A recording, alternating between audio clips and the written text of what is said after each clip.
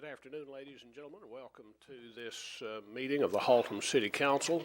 We welcome all of you who are here tonight in our audience. We welcome those who are watching on HCTV.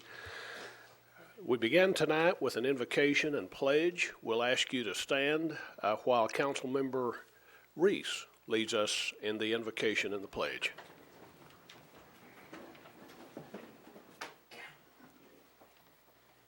Thank you, Mayor. Dear Heavenly Father, thank you for allowing us to assemble here for this council meeting tonight. Please give this council strength to make wise decisions for our citizens and the community. Watch over and guide us. In Jesus' name we pray, amen. I pledge allegiance to the flag of the United States of America and to the republic for which it stands, one nation under God, indivisible, with liberty and justice for all.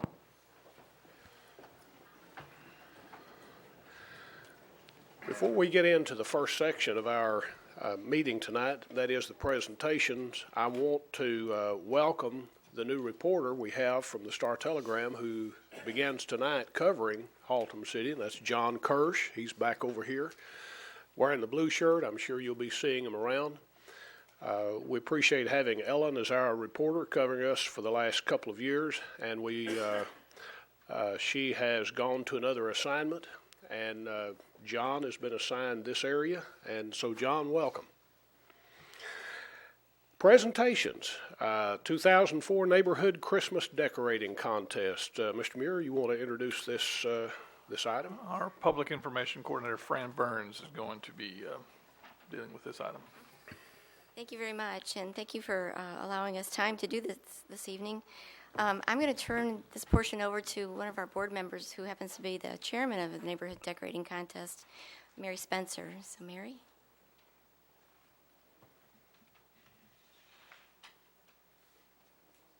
Every year, the Beautification Board sponsors the Neighborhood Decorating Contest, and the last few years, Laura Myers at Haltom High School and her student council have been our volunteers to do the judging, and they earn community service hours as well as help us out. So we'd like to especially thank Laura Myers and the students that helped out. And we're going to call the names of all the winners, even though most of them aren't here, but that way they get their name on TV. And if you're here, please come to the front, and we'll give you your certificate and wait, and then we're going to take pictures. Sheila Herrera, 3217 Jean Lane.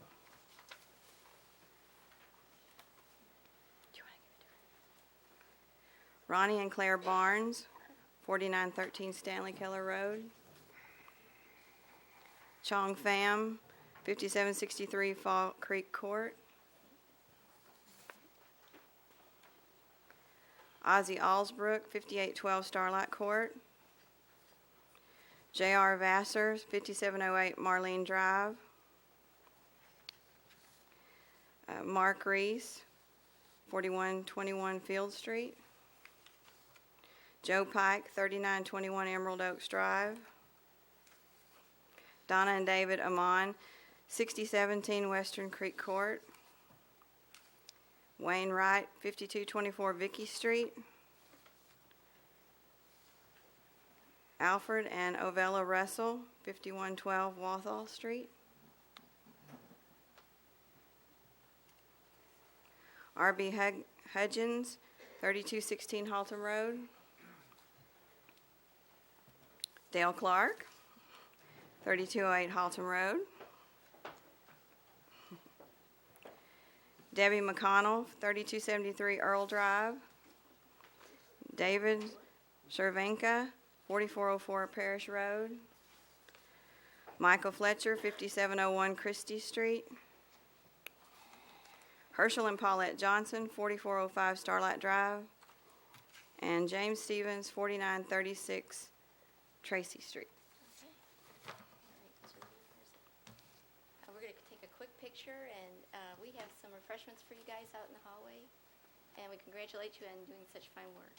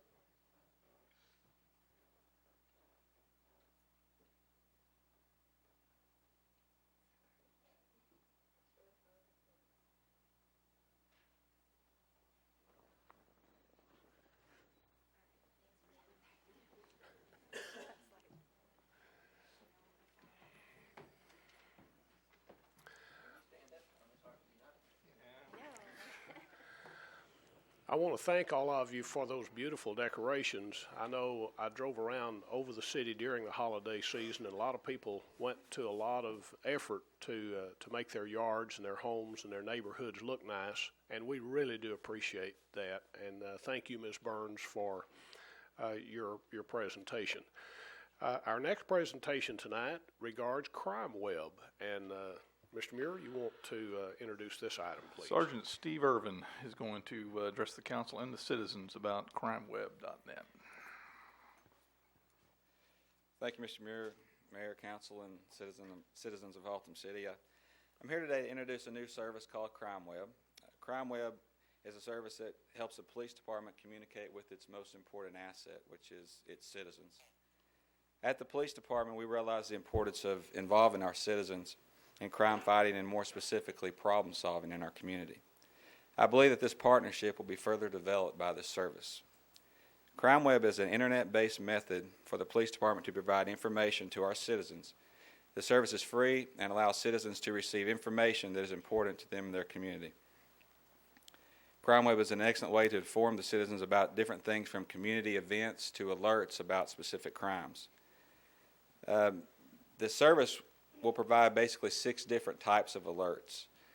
Missing child alerts, missing adult alerts, major crime alerts, community information alerts, school information alerts, and homeland security alerts. You can become a member by logging on to crimeweb.net. Once you are at that website, you just need to go to the registration page, which will have that posted up on the Haltom City cable, and it is now. When you're at the registration page, all you'll need to do is provide an email address, a password, and the zip code in which you live in. Now, when you're signing up, you can sign up to receive an alert from up to 5 different zip codes.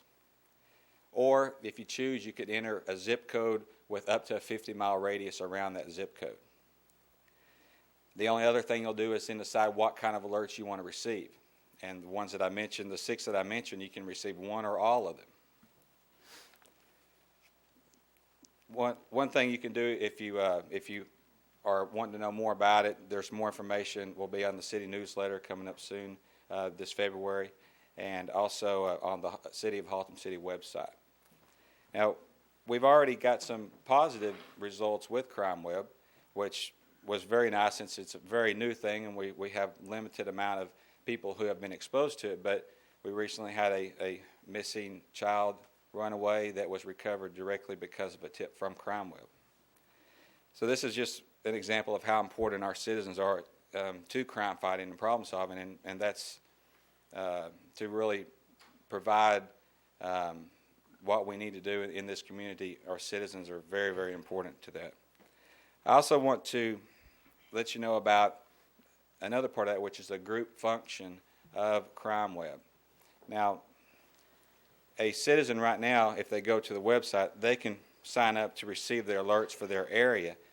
But another very important part of CrimeWeb is the group function, which will allow us to determine some different groups in our city which we may need to send specific alerts to.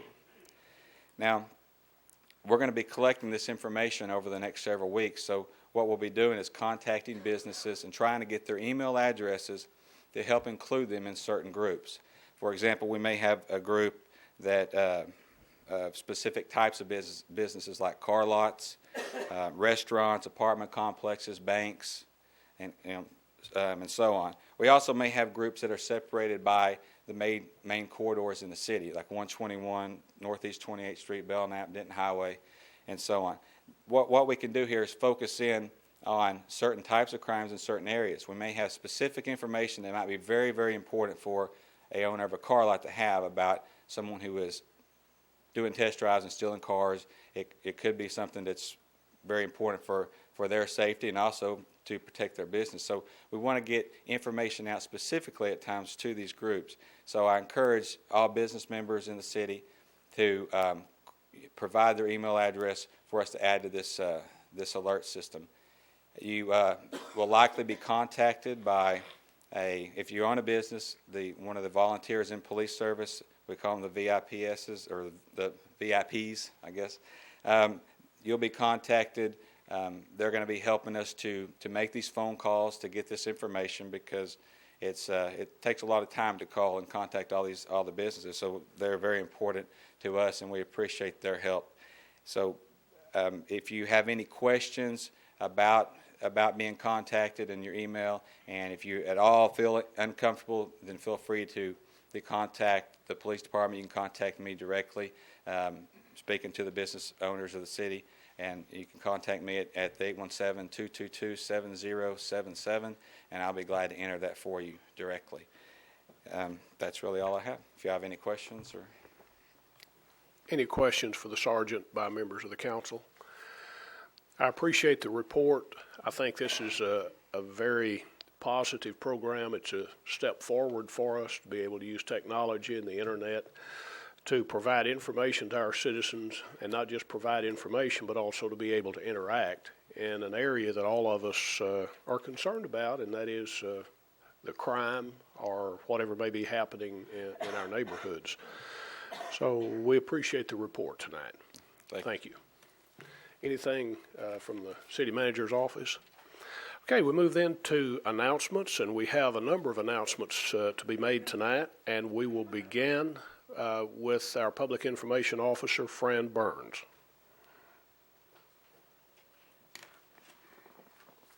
Thank you, Mayor. We do have a lot of announcements, so I'm going to try to be as brief as possible. First of all, I wanted to point out something about our website, www.haltomcitytx.com. We have a calendar on the front page that people can go to and select and click on, and that becomes large, and they can read what events are going on in our city. Well, the technology has been improved on that. And so when you go to the website and you click on that calendar and you want to see what's happening on a specific date, the details about an event, you have to click on the number on that square, and it will bring up all the details, contact information and times, places, and that kind of thing. So I wanted to let the citizens know about that. Free tax help for seniors is coming up beginning on February the 7th, each Monday at the Haltom Senior Center from noon until 4 p.m. People can call and make an appointment and get free tax preparation help there, again, beginning Mondays, February 7th, and ending April the 11th. And then every Thursday at the Haltom City Public Library, beginning Thursday, February 3rd through April 14th, from noon until 3:30 p.m., free tax assistance at the library. So call for an appointment. That's the only necessary thing. Again, the photo contest, the deadline is Friday at 5 o'clock. I've gotten about 45 entries so far, and I'm not panicking. It's only Monday, but usually people wait till the very last minute, so I'm expecting that we'll get quite a few entries. But it's a lot of fun to be part of this contest, and if you're selected as a winner, again, your photo gets published in the city calendar, so please enter. The Haltom Stampede will take place on Saturday, February the 12th. There's a 5K run walk that begins at 9 a.m. and a 10K run beginning at 9:35. Registration is currently underway. Early registration means the price is a little bit cheaper, and so it pays to register early. You can do that at the Recreation Center, or you can go into Fort Worth to the Fort Worth Running Company at 5800 Camp Bowie Boulevard. And this information will be included in the city newsletter that's going to be mailed this week to residents. So if you have any questions about the Stampede, please call the Recreation Center at 831-6464. And then another program that the court would like everyone to be aware of, well, not everyone, but people that have outstanding warrants and tickets. There's a new program. Our court here in Haltom City is cooperating with 16 other entities in Tarrant County who are working on cleaning their docket of warrants. And so all during the month of February, you can contact our court here and pay your ticket or fine in full, and you receive a $50 reduction in that fine, courtesy of our judge. The court takes cash, money order, Visa, and MasterCard. And violators who choose to ignore the offer can be arrested at their home or work beginning in March of 2005. So again, all those cities that are participating can basically come get you. So it's best to call the court and clear up whatever outstanding warrants you do have and take advantage of the $50 off. So I believe that's all I have. Any questions? Any questions or comments for Ms. Burns on the matter she's brought to our attention? Thank you, Ms. Burns. A lot of good information for us and for the citizens of Haltom City. I believe our city secretary has an announcement to make at this time. Yes, I wanted to let everyone know it is beginning to be that time for candidates to come in and pick up packets. The packets are available in my office. They're quite thick. A lot of this information is now going to be available and is available now on the web, on our website at www.haltomcitytx.com. The first day to file will be February the 7th. Okay, thank you, Ms. Staub. Councilmember Diane Bransom, I think you have an announcement. Thank you, Mayor. I do, and I have a challenge to the rest of the council. I've already signed up for the Haltom Stampede, and I hope I see all of y'all out there because I will prevail. 10K run? 5K walk, but I will be there, and I hope I see all of y'all out there too. That's not what I had the announcement about, but I just thought I'd challenge y'all. I've already turned my money in. On last Thursday night, Mayor White and our Public Information Officer, Fran Burns, and I graduated from the Haltom City Citizens Fire Academy. And I can't tell y'all what a wonderful experience this is. There's going to be another one this fall, and I hope that next year this time every council member up here is holding up a graduation certificate. I always knew these guys were smart, and I always knew that they knew what to do in almost any situation, but I had no idea how much they had to know. I also had no idea how tall that ladder is when it really goes up and you start climbing up it and trying to figure out how you're going to get down gracefully without them calling a cherry picker for you to get in to get down. But I want to encourage all residents to take this. I think it will open up your eyes about a lot of things that our fire department does. What these gentlemen, and I wish I could say ladies, but only gentlemen right now, are trained to do. We had a wonderful opportunity to go out to Tarrant County College to the Fire Academy where they take their training and where buildings are put on fire and tar pits burn, and that was a really incredible experience. That and just listening to how they go through incident command, and I think a good example of that was last week in our city when we had the fire on Belknap. I had a whole new respect and of course I can't understand it like they do, but a whole new understanding of what they were doing out there and how the agreements with the other cities worked when we called for help.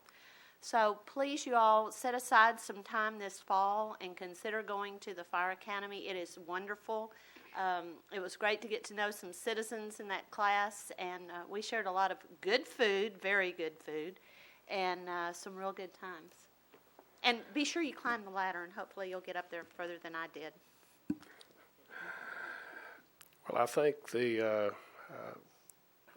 officers who were there the night we climbed the ladder was greatly relieved when they extended that 75-foot ladder up as far as it would go, and the 63-year-old mayor got all the way at the top.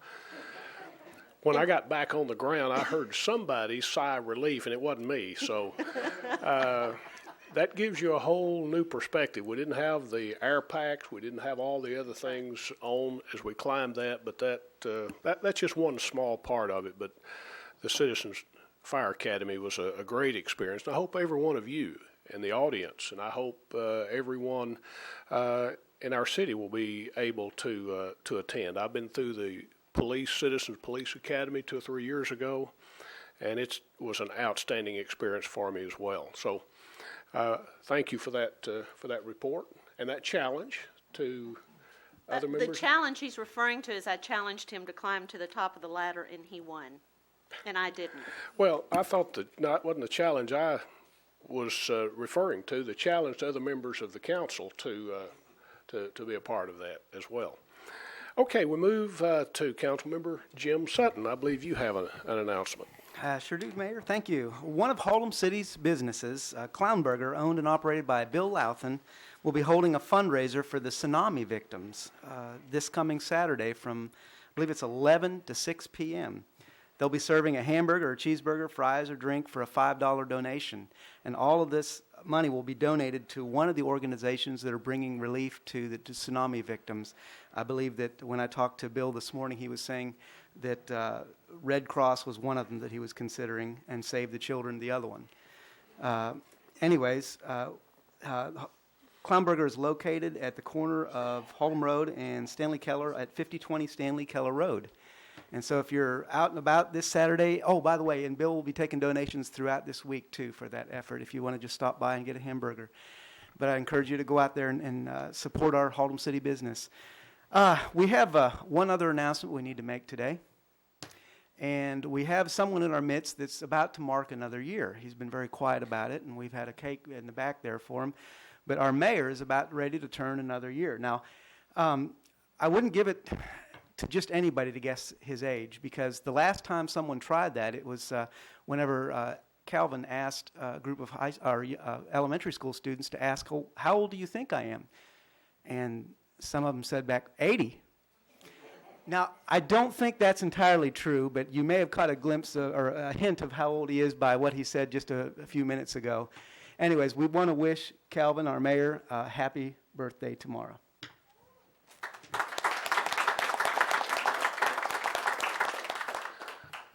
I told some of them in the back room, tomorrow I'll be celebrating the 24th anniversary of my 39th birthday, so for whatever that might be worth. But thank you very much.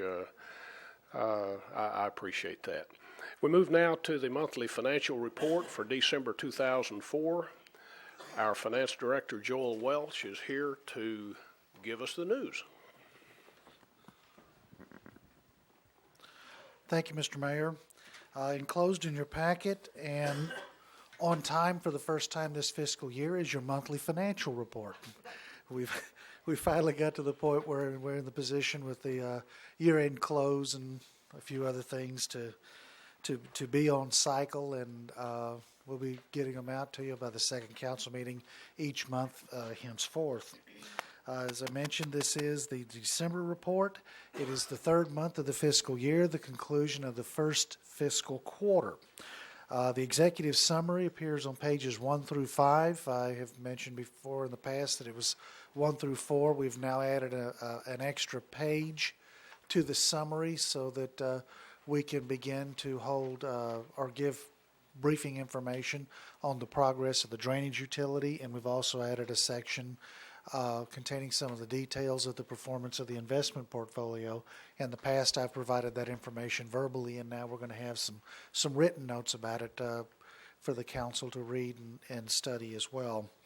As far as the general fund is concerned, through the first fiscal quarter, our revenue performance is pretty much normal. It's about what we expect for the first quarter. Property taxes, about 42% of the levy has been collected in the first calendar quarter. It's a little bit faster than last year when we had about 40% collected. It doesn't mean we're going to collect more this year, but it does mean that because we have the money a little sooner, our investment performance, the amount of interest we earn in the general fund, should be a little bit more. So there's something good about that. Sales taxes are slightly better than expected thus far this year. We're right on target as far as the budget estimate goes. We had anticipated to have about 28%, and we're running at about 28%. We're about, when you compare this year to last year, we're about 3% ahead of last year. So the sales tax is reason for cautious optimism as well.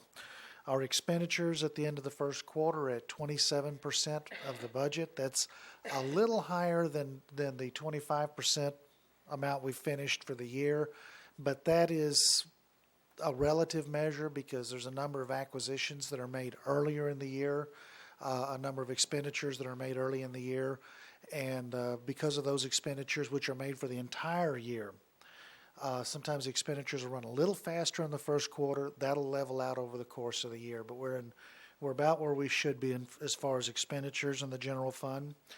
Through the first quarter, the revenues exceed expenditures by about $194,000, and again, we're pretty much on track there. Water and Sewer Fund, again, the sales are running within the estimates we would have for this time of the year. Water sales are a little below the 25% mark, but that's expected during the winter months. The wastewater collections are right on target. Expenses are low, beneath budget, and again, that's correct for this time of year. And also, since we have a large debt service payment on February 1st, that's going to bring the expenses back up more to where you'd expect them to be for this time of year. As I mentioned, as I promised at the last council meeting, that the next report would have a separate page for the drainage utility. It's been on the other funds page, which is page 10 of your report. Historically, it is now on its own page, page 8, so that we'll be able to share more details of the drainage utility as it really gets cranked up and really going in the coming months. As far as the investment report goes, the total portfolio at December 31st is at $21.8 million, about $124,000 higher than last month. Our average yield of the portfolio is at 2.12%, which is up from the 1.96% in November. Our weighted average maturity is just under 152 days. That's down a little bit from last month, but that's due primarily to the tax collections and some maturities that hadn't been reinvested yet. But all in all, the yields are much better. Our maturities are for instruments that are earning very low interest rates. As we reinvest them, they're going to be earning closer to market rates. We have maturities in the 1.5% range that when we reinvest, we'll be reinvesting at about 3 1/3%. So our performance of the portfolio is going to pick up in the coming months. Questions for Mr. Welch? Okay. Mr. Muir, any comments on your part? Okay, we move then to the capital improvement status report. I think we need to have some action on that. That's correct. Do need a motion to accept the monthly financial for December 04. Councilmember Branson. Thank you, Mayor. I move we accept the monthly financial report for Councilmember Sutton. That's for a second. I have a motion, a second to approve. Any discussion? If you will register your vote. And it is a unanimous vote in favor of the motion. Now we come to the capital improvement status report. Mr. Muir? Right. Thank you, Mayor. Mayor and Council. We'll start, as usual, with some street projects. Start with the Garland Street. That's been going on for a couple of months. They've got half the street poured for concrete, but over the holidays they shut down for a couple of weeks for the holidays. And also bad weather's put them back a little bit, but they'll probably be finished by the end of February, early March. But they are back at it out there. On Georgian Drive, those residents out there have been very patient. It's been a lot longer than we thought, dealing with some underground utilities, and we've been delayed waiting for Atmos Gas to get out there to make some corrective issues. They have done that. We are out there now dealing with curb and gutter and the driveway cuts, and we'll be paving shortly. We should be out of there by middle of February. And I know those residents will be glad to see us gone out of there. In drainage issues, there's just want to highlight one thing for the citizens. There's an item on the consent agenda tonight that the council is going to be considering, and that is to award at least the first contract off of the new stormwater utility. This will be a $37,600 contract to Teagnall and Perkins for the design of the Salonis Circle Drainage Improvement Project. This is on the southeast part of town, an area that typically has a history of flooding during heavy rains, and so we're looking forward to getting that designed and getting that situation improved. Buildings, the Municipal Service Center project, we've had some difficulties with the contractor. We're so close to finishing out, and he doesn't seem to want to finish it out. We're meeting tomorrow with him to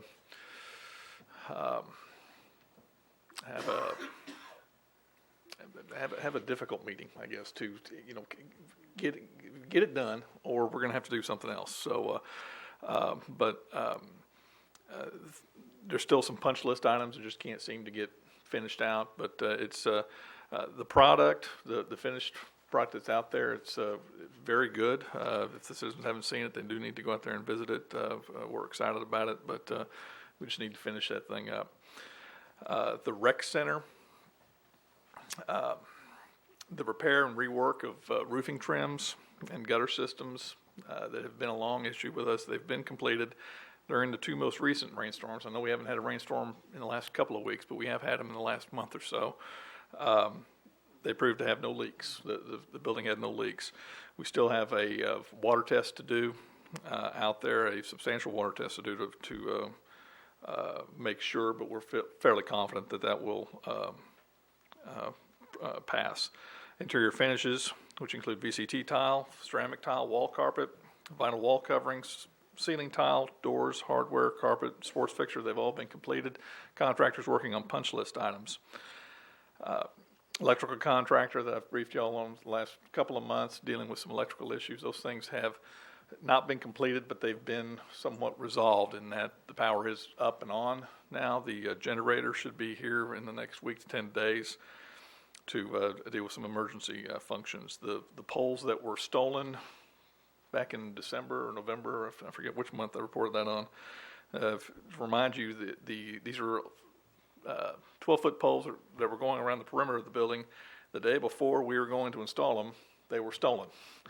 And it takes a while to get these things made. So they're here and they are installed. I think in my report I just said they've been ordered and should be here shortly. They are installed. Serpentine concrete stem wall has been completed. We're still seeing what we can do about an anti-graffiti sealer on it. It's not part of the contract. I think it'd probably be better for the product, and we're going to find a way to see what we can do about that. It's my intent to have the staff in there by the end of this month. Doesn't mean the facility will be open for use yet, but the staff will be in there. We still have the weight equipment to get in there, and of course the gym floor to finish, and some furniture issues, but we are that much closer to getting in there. But hopefully the staff will be in there in the next few days. With that, I'll take any questions that the council may have. Questions, comments for Mr. Muir? Okay, there being none, we move then to the consent agenda. The consent agenda consists of items number 3 through 13. If you're looking at your agenda, we're pulling off item number 4 and item number 10 for individual action. So the motion we will take in a moment will reflect those items 3 through 13 with the removal of items 4 and 10. The consent agenda is considered to be self-explanatory and rather routine, and will be enacted by the council with one motion. There will be no separate discussion on these items. Approval of the consent agenda authorizes the city manager to move forward to implement these items in accordance with the recommendations. So, ladies and gentlemen, I'm ready for a motion regarding the consent agenda. Councilmember Sutton. Move to approve the consent agenda as stated. Okay, we have a motion. Councilmember Hutchison. That'll be a second. Councilmember. Okay, we have a motion and a second to approve. If you will register your vote, I will display it at this time. And it is, again, a unanimous vote. We come now to item number 4, and Mr. Muir, you want to introduce this item for us, and then we'll proceed from there. Sure, Mayor. Item 4 is a resolution calling for the election in May of the mayor's position and city council places 1, 2, and 7. Also, as this ordinance, this resolution identifies the polling places and the election judges. And this, I do want to point out to the council and the citizens that this will be a joint election with BISD for their school board. It's something we're doing in partnership with them. Okay, thank you for introducing that. And Councilmember Sutton, I believe you had requested this item be removed from consent for individual action. We'll give you first opportunity to make whatever comments you have, and then after discussion by the council, we'll be ready for a motion to take action on this item. Thank you, Mayor. It's very, very important that in our elections they're above board, they're done with integrity, and that they're done with people of integrity in our community. This is a very important function of government, and one of the aspects or attributes of an election is that you need to have a good pool of people that are willing to serve in the community to do this. Otherwise, it doesn't work. And so I've noticed in the past several years, actually quite a few years, that there's been a very small group of people that have run the elections in Haltom City, and I think it's time that we begin to expand that by some magnitude. I think that maybe the first way to start is we have 4 people that are qualified to do election judging right now.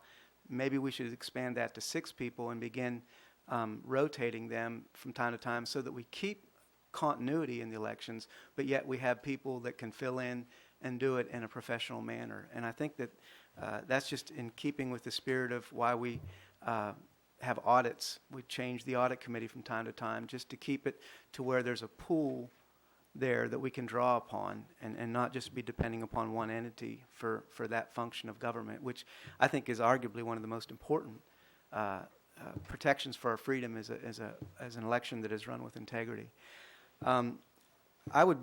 What I'm proposing is that we take one of these positions and we go ahead and get another person in there this election that can begin to work in there. That's obviously going to need to be someone that's qualified to do that, and then in subsequent years just begin to add one person, but not change up the makeup of the election per se. Just get another 2 people ultimately that can be with those 4 people that now know how to do elections in the city, so that we have a group of people in case someone dies or someone is incapacitated and can't do the election.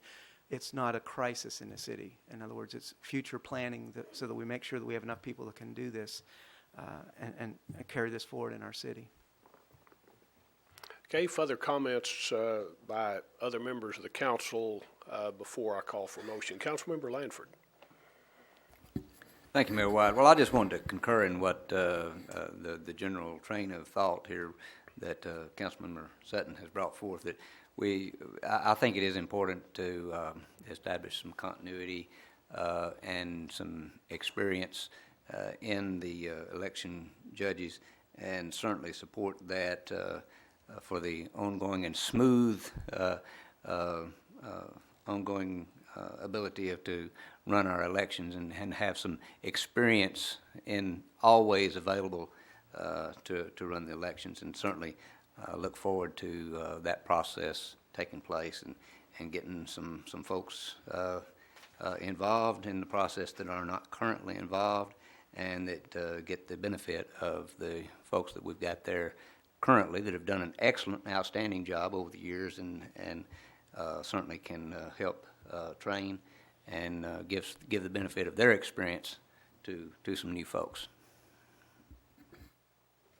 Anyone else? Okay, there being none, I'll call for a motion to be made at this time regarding the pleasure of the council in this regard. And if you will, Councilmember Sutton, I believe your light was on first, and then Councilmember Holcomb, we need to reference the resolution number in that motion, please. Thank you, Mayor. I'm sorry. I'd like to move the approval of resolution number R-2005-003-03, calling the May 7, 2005 joint election with BISD, and make the following change to Section 6. I'd like to remove the first name and replace that with someone that the city secretary would want to bring into the process that would be able to function as the election judge in the first slot. Okay, we have a motion. Mr. Muir? Are you wanting to, you asking the city secretary to specify somebody now? No, it doesn't need to be. I would say the time frame work would be within a week of specifying it, and that would be a part of the ordinance, what the city secretary comes up with. Is that acceptable? I'm not sure, Wayne. More of a practical issue than anything. We've got a resolution in front of you that has individual names for the election judge and alternate election judge for each precinct, and we can delete that entirely from the resolution, but what might be more practical is to, if we've got a name tonight, to go ahead and insert it so that we can finalize that document, have the council vote on it, and have it as an official public record. Okay, thank you. Well, in pre-council, the name Fran Nally was mentioned. Was there any other names? At this time, that's the one that's confirmed that they could be able Okay. to serve. Well, let's go ahead and do that one then. We will substitute the name Betty Kingsley with Fran Nally. Okay? Okay, we're clear on the motion. Anybody have a question about the motion since we did a little clarification? Okay, I believe we're clear on the motion. Councilmember Holcomb. I'll second that. Okay, we have a motion and a second. Any discussion on the motion? If I can add something, Mayor, Yes. one thing I failed to point out in my presentation is something a little unusual. I pointed out in pre-council, just for the citizens, this resolution also sets a date for a runoff if and when that is needed, and that'll be on July 2nd. So that's something that has not typically happened with Haltom City, so I just wanted to point that out. Okay, any further discussion on the motion? Okay, if you will register your vote. And that is a unanimous vote of the council. The other item pulled off of consent was item number 10. And Mr. Muir, you want to introduce this or introduce who will introduce it? Mr. Plisk, our planning director, will introduce this, and I'm sure our attorney will be chiming in a little bit. Thank you, Mr. Muir, Mayor, City Council members, citizens of Haltom City. This is the second reading of an ordinance O-2005-004-15. The subject is conditional use 6-04. It was approved by the City Council on first reading at the January 10th, 2005 City Council. The applicant is requesting a conditional use permit with site plan approval in order to allow for residential quarters on the site for security guard and personnel. The facility will not be a permanent residential facility, but for said personnel. At their meeting on January 10th, 2005, the City Council voted unanimously to recommend approval of this conditional use permit. However, the City Council asked for a letter of intent to reflect that the residential quarters would not be permanent in nature. Today, staff received a very brief letter of intent, and at the pre-council, council wished to further declare issues concerning this, either putting it in the ordinance or garnering further information from the applicant tonight. Okay, before I ask the attorney to make any comments he has, any member of the council have a question or a comment on anything Mr. Plisk has just said? Okay, there being none, Mr. Olson. In order to resolve this issue, I would simply suggest that we add to the ordinance that approves the conditional use permit that the living quarters for the security officer may not be used as a temporary or permanent residence. And I think that will address the concerns that I've heard from the council. Questions for Mr. Olson? Councilmember, excuse me. No, I just wanted to point out to the citizens, the applicant is present if any of the council members want to. And we'll call on Mr. Denman in just a moment. Councilmember Bransom, I believe you're the one that requested this item be pulled off for special discussion. Give you the first right of make any comment or question or observations regarding this. Thank you, Mayor. I believe Mr. Olson addressed one of the ways that we could resolve our concerns. I do have a question. If we do it this way, do we need to continue with the other two recommendations that Mr. Pliska made in pre-council, that being on the... I'll be glad to cover those. Those two Thank you. recommendations that we suggested, which will be more or less through the building process of the new facility, would be to incorporate information on the building plans that are submitted, and I believe Mr. Denman will be glad to do that, as well as there will be a reissuance of the certificate of occupancy with the finish out of the new structure, and we could also address it at that time as well. Thank you, Mayor. I believe all of that covers my concerns. Thank you. Okay. Mr. Denman, would you like to address the council at this time regarding this or be available to answer any questions we may have? Okay. Members of the council, any questions for Mr. Denman? Okay, I believe there isn't. Mr. Denman, anything you'd like to say to the council before Well, we no, proceed? sir. The only thing that the purpose of adding on to this facility would be just for the security and for the staff, and you know, if somebody did have to, you know, stay there overnight due to bad weather or something like that. I live an hour and 15 minutes west of there, so you get through at 5 or 6 o'clock in the morning and you drive 2.5 hours. Well, you might get you a nap, so that'd be the only other thing. But it's not intended for any type of a permanent residency or anything like that. So I would assume, based on what you've just said, that the language the attorney suggested go in this ordinance you're comfortable with? Oh, it'd be fine. Okay. Be fine.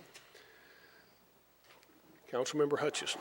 Mr. Denman, have you discussed with, Mr. Pliska discussed with you the fact of putting it on the plans itself, the building plans itself, about the non-residential requirement?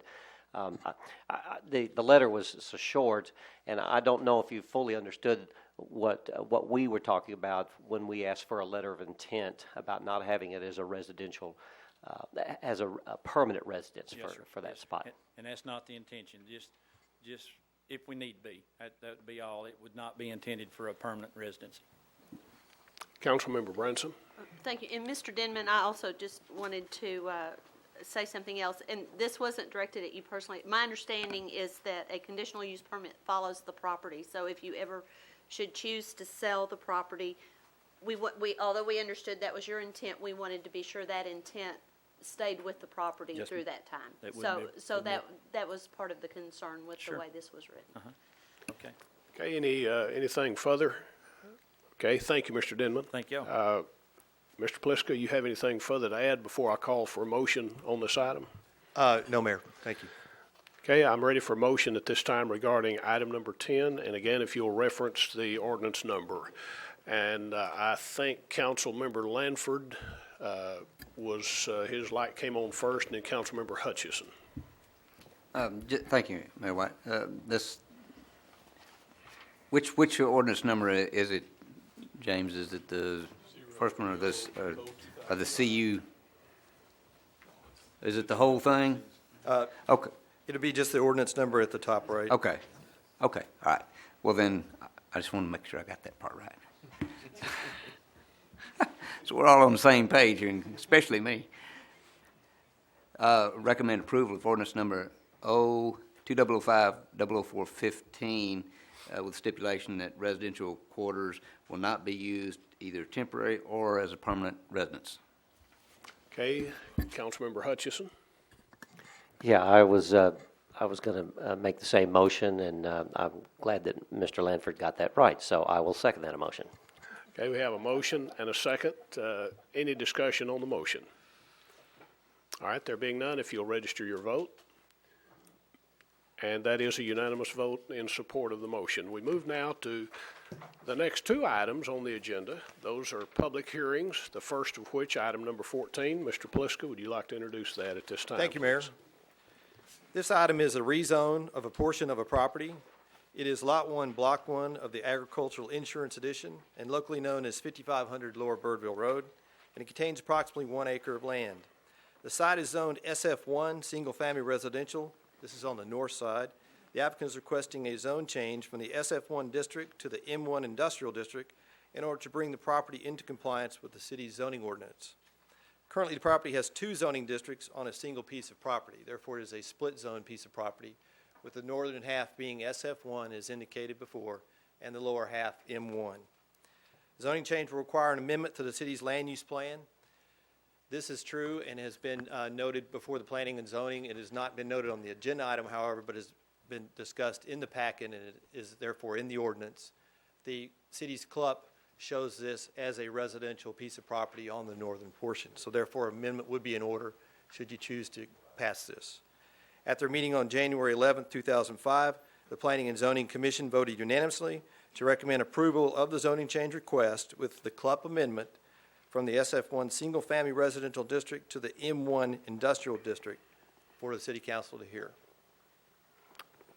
Before I open the public hearing, I'll ask any member of the council, do you have any questions for Mr. Pliska on the comments he just made? Councilmember Lanford. Thanks, sir. Just a comment that this was, and James and I discussed this earlier today, this is a real good example of a piece of property that's trying to be spot zoned here and where zoning is plainly inappropriate. I mean, this is a really nice office building. I think basically the most liberal zoning that would be needed would be like C1, C2. That would be correct, office or C2 at Yeah, the most. yeah. And the reason I mention this, because this is, what we're doing tonight is just house cleaning. We're really not addressing the zoning per se, but it points out, it's an opportunity to point out an issue that we're going to be looking at hopefully pretty soon, and that is spot zoning throughout Haltom City, mostly in the southern part of the city, which over the years has taken place, and where we have inappropriate zoning. I just drove a little bit when I went to look at this property. I drove around that whole area down east of Haltom Road, south of Belknap, and west of Carson, and saw a number of places that are areas of concern that, for me, that where we have some pretty widespread encroachment on residential areas there, and that's just something we're going to have to get our arms around. But this will be a great place right here to have a little buffer zone, you know, between the heavy industry that's facing 121 and the residences that are just a few hundred feet from 121, just north of there. So I just wanted to bring that up, that we will be needing to take a look at that, and this was a real good example of some spot zoning. Thanks. Thank you. That is correct. Normally we would have asked the applicant to look at downzoning to a commercial. At this time, however, that would be truly spot zoning, and we wouldn't have sought that effort. This would be a good candidate for any type of city-initiated zoning. As you said earlier, it is bordered by residential on this northern portion. Any further questions for Mr. Pliska at this time? Okay, there being none, I'll open the public hearing, and we'll begin by giving the applicant, Mr. Carl Dietz, an opportunity to address the council at this time, or to be available for questions by the council. Mr. Dietz, are you in the audience? Okay, I believe Mr. Dietz isn't. You've heard the recommendation of staff based on the vote of the Planning and Zoning Commission for approval of this ordinance. Anyone in the audience wish to address the council at this time, either for or against this ordinance? Okay. Yes, Mr. Snow, if you'll come to the microphone, give us your name and address for the record, please. Good evening, everybody. My address is 5719 Lower Burville Road or Airport Freeway, and we're on the north side. I just wondered if this shouldn't be the south side. Trying to straighten, but it's to clarify. It's the north side of the property. The north side of the property. That's all. I just wanted to be sure you weren't on the wrong side of the street. Okay. Thank you. Thank you, Mr. Snow. Anyone else wishing to address the council on this ordinance at this time? Okay, there being none, I'll close the public hearing, and I'm ready for a motion regarding item number 14. Councilmember Holcomb. Thank you, Mayor. I'd like to make a motion for approval of ordinance number 0-2005-005-15. Okay, we have a motion. Councilmember Reese. That's for a second. Have a motion and a second to approve. Any discussion on the motion? Okay, there being none, the vote display shows unanimous vote by the council. Item number 15 is also a public hearing, and while you're up here, Mr. Pliska, what is item number 15? Thank you, Mayor, members of the council. This is conducted public hearing and consider the application of R.P. Stout of Benchmark Construction on behalf of Pat McCulloch for a conditional use permit with site plan approval to allow for an auto repair and muffler shop in the C3 Commercial District on Lot 2, Block 1, Fossil Creek Group Edition, located on the south side of Western Center Boulevard, containing approximately .673 acres of land and locally known as 4980 Western Center Boulevard. As stated previously, this is a conditional use permit with site plan approval in order to construct and operate an auto repair shop at the site. Site, as stated previously, is located on the south side of Western Center Boulevard and is currently vacant land. The site is zoned C3 Commercial District and does not allow for an auto repair and muffler shop on the site without a conditional use permit with site plan approval. The applicant is seeking a conditional use permit to allow for this use on the site. The site is designated as retail, office, and service according to the city's land use plan and is therefore in accordance with the plan. Access to the site will be through Western Center Boulevard. City staff needed legal notice regarding this public hearing, and it was published December 31st, 2004. Staff also notified all property owners within 200 feet of the site. There were 19 property owners notified. Staff received 0 in favor, 3 written opposition, and 1 returned in the mail. Therefore, I formally submit the site plan in conjunction with this ordinance for approval. Again, before I open the public hearing, members of the council, any questions for Mr. Pliska regarding this item? Councilmember Bransom and then Councilmember Holcomb. Thank you, Mayor. Mr. Pliska, I think it would be real helpful for those that didn't have the benefit of pre-council to hear those citizens that replied that they were against this zoning change. I understand it that actually they were not so much against this property as opposed to something that was going on an adjacent property. That is correct. During the Planning and Zoning Commission meeting, which was held on January the 11th, there were several persons, residents that showed up and spoke in disfavor, not so much for this particular project, but for operations incidents that are occurring at the car wash, which is immediately west of the facility. So actually they were there talking about their problems with something other than the proposition at hand? That is correct, and they wish, and they express the ideas that this facility not produce that same sort of operational problems that they're experiencing with the car wash. And this facility agreed to that, is that right? That is correct. It was thoroughly discussed at the Planning and Zoning Commission. We have the developer representative here tonight as well. I believe some of the residents are here as well to participate in the public hearing. But mainly there were issues over lighting and noise. However, the car wash is a 24-hour facility. And these type of incidents, they should call the police department and report these so that we can have a history of some sort of operational problem and address that. However, the muffler shop will have standard hours of operation, and through discussions at the Planning and Zoning, this was brought forth. Thank you. Councilmember Holcomb. They just covered the questions I had. Thank you, Mayor. Okay. Any further questions? Okay, there being none, I'll open the public hearing at this time, and we'll begin, as we usually do, with giving the applicant an opportunity to address the council, or at least to be available for questions that the council might have. Mr. Stout, are you in the audience tonight? Yes. If you will come to the microphone, give us your name and address for the record, make any comment you'd like to, and perhaps one or more of us may have a question for you. That's just great. My name is Buck Stout at 123 Marshall Creek Road in Roanoke, Texas. And I'm available for any questions that you have on the way the building's going to be designed or landscaping or anything of that nature. And then, of course, Pat's here to answer any questions with operations and, you know, what we're going to be doing at the facility.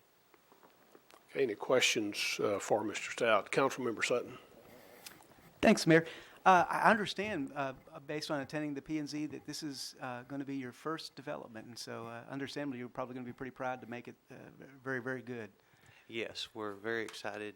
It's going to be a great-looking building with split-face block. It's going to complement both the car wash and the auto zone there that's existing, and it's going to look real nice. So we're very pleased to be here. Looking really forward to it. All right, thank you. You bet. Councilmember Hutchison. Mr. Stout, you have seen the new, I looked at your renderings here too. You have seen the new masonry requirement that, our ordinance that we just passed just recently. And I can't tell by the renderings whether they meet the ordinance requirements. Would you elaborate on that, please? Absolutely. Matter of fact, let me grab a sample of the type of stone.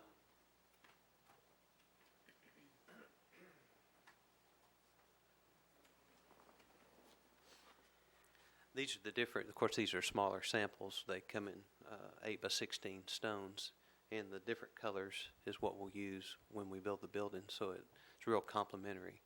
And what's really neat about this is it works on the outside of the building to give it a real nice aesthetic rock look, and then on the inside of the building, it's smooth, so it's real easy for us to operate out of, so it's a really great product.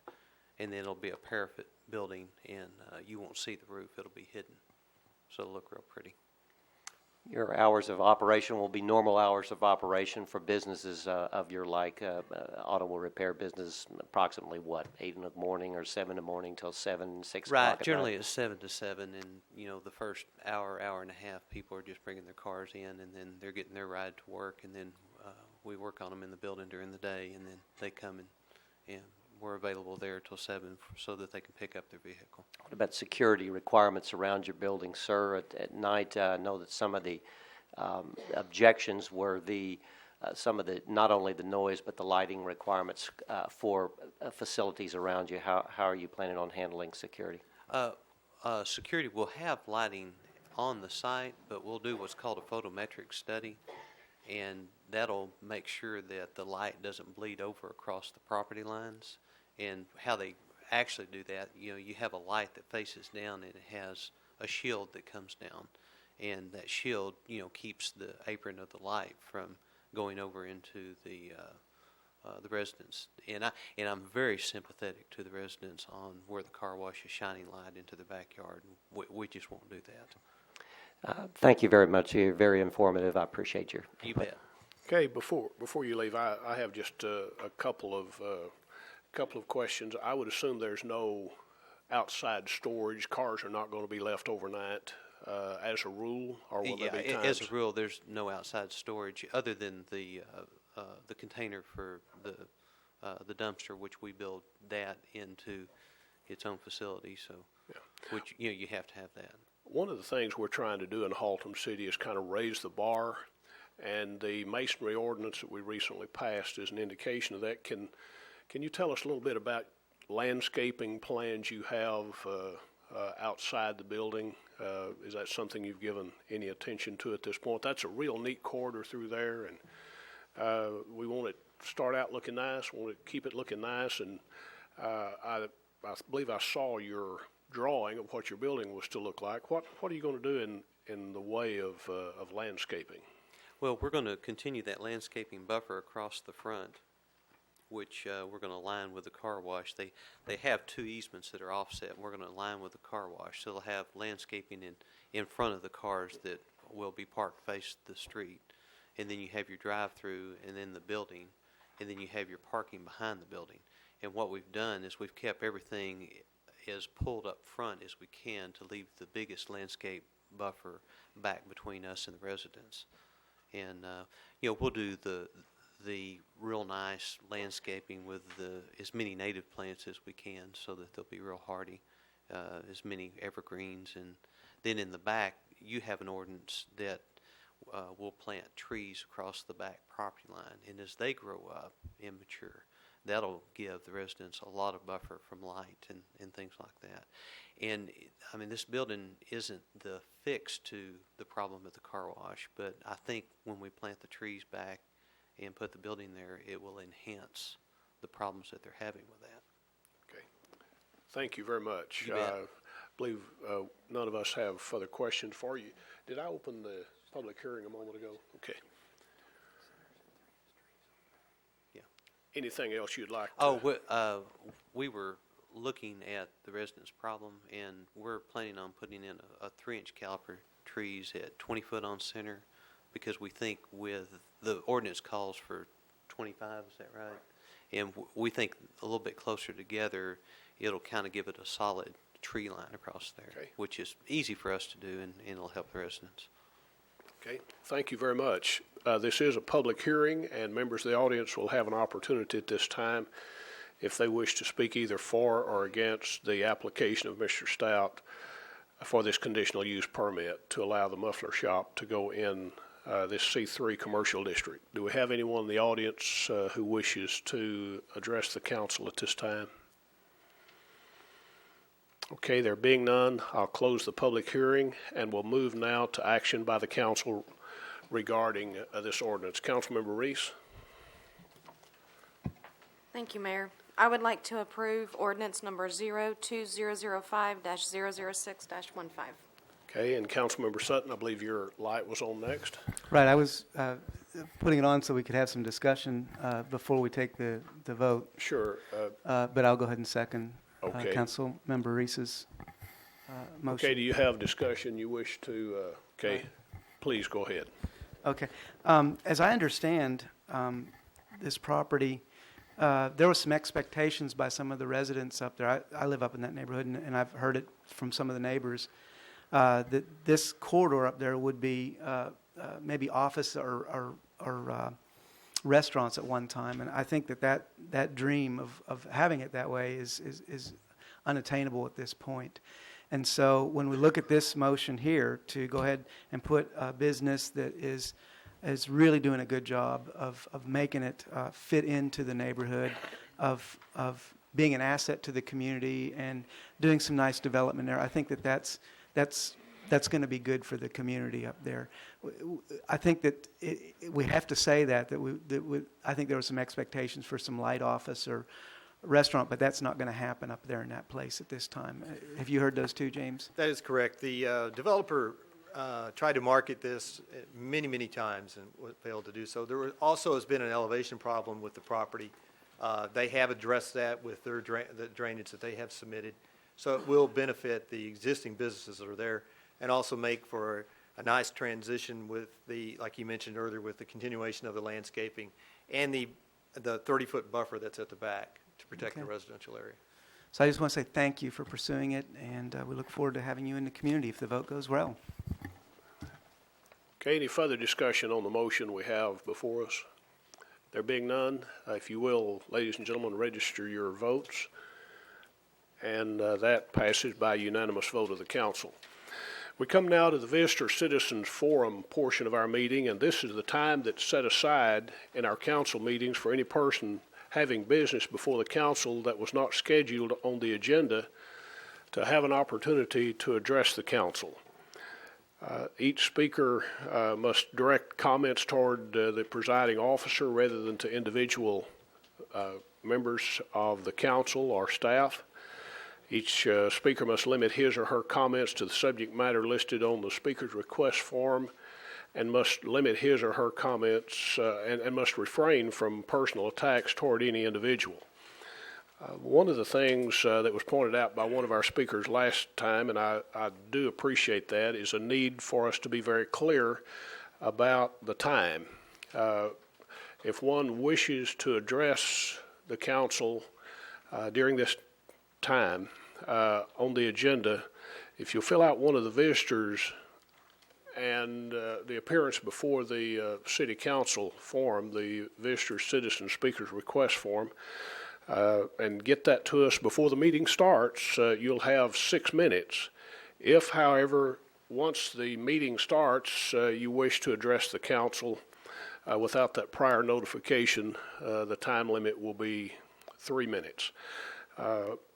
The council cannot discuss or debate any issue brought forth at this time, nor can any formal action be taken because it was not posted on the agenda in accordance with the open meetings law. So having made that disclaimer, we move now. We have 2 speakers' request forms filled out. The first by Ms. Patricia Conley, who wishes to speak on the subject of flat rate for SSI and SSID on the water bill.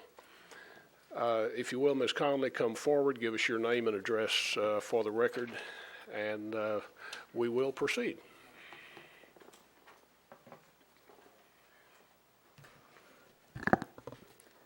My name is Patricia Conley. I reside at 3913 Kirby Street, Haltom City.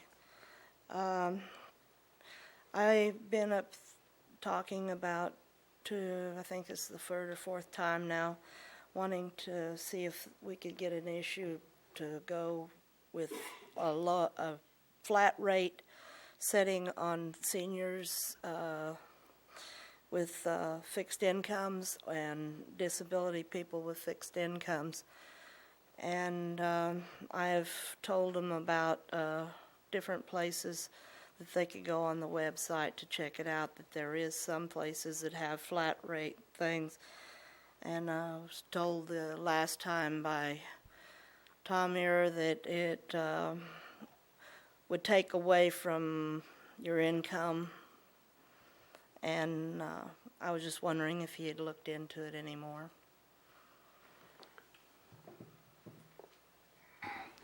Ms. Conley, I'll have to get with you after the meeting. When I started responding to some of these questions that are in the visitors forum, it was really just responding to a question, and what we got into last time was dialogue, and I think I may be crossing a line with the open meetings, so I'm not going to be able to answer that, nor will I be answering anybody else's questions that come up here. Okay. But I will be more than happy to talk with you after this. Okay. I'm sorry about that, but it's because it's not a posted item on the agenda. Can I ask a question about how can you get it posted on the agenda? Could anybody, if you can't tell me now, I'll have to address that with you because again, I can't. It's not on the agenda, but I'll go over that with you. Thank you very much. Mr. Olson, if you would. Oh, there you are. Mr. Olson, if you would, so there's no misunderstanding on the part of our citizens, either in the audience or watching on TV, about the ability of staff or council to respond to the question or concern anyone brings up during the Visitor Citizens Forum, would you make some comments from a legal point of view about the flexibility the council or staff has in light of the open meetings law and items not being posted 72 hours in advance? I'm glad to, Mayor. We have no flexibility at all in that regard. The Open Meetings Act specifically says that in order for a public body such as a city council to discuss an item, it has to be posted. The general subject matter of the discussion has to be posted 72 hours in advance, so that citizens are aware what might be talked about, what might be voted on. And the Attorney General a few years ago specifically interpreted the Open Meetings Act and stated what we could and couldn't do. And basically the Attorney General said, if it's not posted, we don't want you talking about it. We have very little wiggle room, but the bottom line is the Attorney General was asked to address public forums such as our Visitors and Citizens Forum. And the Attorney General said, if you are going to post it generally like that, where you don't know what the topic of discussion is, then you can receive comments as long as there's no deliberation, which means there's no discussion by anybody of the governing body with the person who is presenting the topic. All we can do under the Act is we can state what our policy is on something, if we have a policy that's in place, or we can have a motion to place it on the next item for further, next agenda for further discussion. Those are the only options that we have.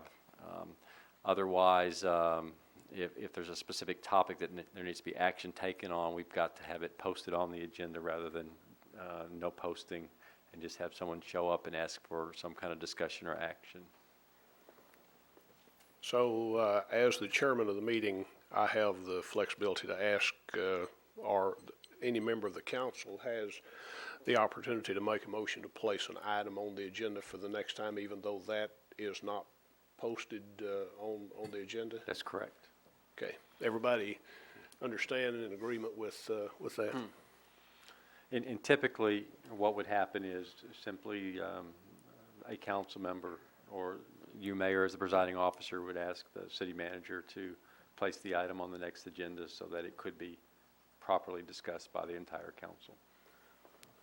Okay, in all fairness to Ms. Conley, because she's continued to bring this subject forward, any member of the council wish to direct the city manager or ask the city manager to place this item on the agenda for discussion and action by the council. Councilmember Lanford. Yeah, I would so ask city manager to do that, to get this issue on the next agenda so that we can discuss it. Does that need to be in the form of a motion? No, it does not, Mayor. Okay. Councilmember Sutton? Yeah, that was the same. Okay. Ms. Conley, you've heard the discussion and know what is ahead in regard to your subject. The next person wishing to speak to us at this time is Mr. Ray Eklund, wishing to speak on the subject of a foundation for a Haltom City family. While he's coming to the microphone, Mr. Eklund brought this to my attention just before the council meeting started. I suggested he appear before the city council and make us aware of this issue. It seems to be a very worthy project. So, Mr. Eklund, your name and address for the record, please. Thank you, Mr. Mayor. My name is Ray Eklund. I live at 2532 Oakwood Terrace. This is I was given a notice for our website, and we posted it on there, but it's a fundraiser for the family of Suzanne Ice, who was the young lady, 16-year-old, who was killed in a traffic accident, pedestrian auto accident on Carson Street about a month ago or 6 weeks ago. Their fundraiser is a simple one for everyone to participate in. They've invited us to go to Poncho's down the street and have dinner on Thursday, January 27th, between 4 and 9 p.m. Persons that purchase you'll buy your own dinner, and all you have to do is put your receipt into a special box that's identified for Miss Ice's memorial, and the family will receive a portion of the proceeds from the receipts. So, again, that's Thursday coming up, January 27th, between 4 and 9 p.m., and we have the full information on www.haltomcitycitizen.com. Thank you, Mr. Eklund. Councilmember Sutton and then Councilmember Clark. Remember what Wayne said a moment ago about what we can say and what we can't. So, Councilmember Sutton.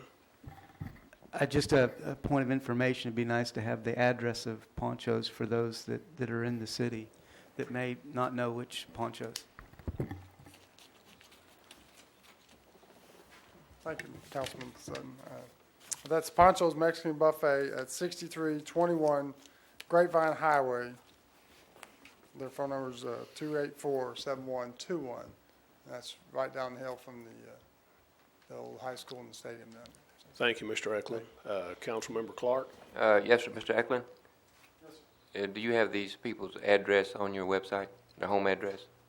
No, sir, I don't. I don't have their home address on it. I just have this information. Thank you. Okay. We have no further individuals who have signed a request to address the council at this time. I believe there is no one else in the audience wishing to address the council. We move now to the boards and commissions. First of all, resignations. Are there any resignations? Okay, there being none, we move then to appointments and reappointments, and I believe we have a couple tonight. Councilmember Reese, I'll recognize you first. Thank you, Mayor. I need to appoint Mary Cox to the Fire Services Board. I did speak with her tonight, and she is ready to go. And that person's name again? Mary Cox. Okay. We need to ratify this appointment, so if you will, council, express your desire about ratifying this appointment to the Fire Services Board. And that is a unanimous vote. Councilmember Bransom, you have an appointment to make, I think. Thank you, Mayor. I have an appointment for the Beautification Board. Mary Bedford Klein. We also know her as Gay Klein, for those on the council that may not recognize her actual given name, for the Beautification Board. Okay, we need to ratify that appointment as well, council. And that is a unanimous vote to ratify. We've now completed all the agenda items in open session. The council will move at this time into executive session as authorized by the Texas Government Code Section 551.071, .072, and .074. and we will reconvene in open session if any action is to be taken on any item discussed after we've completed executive session.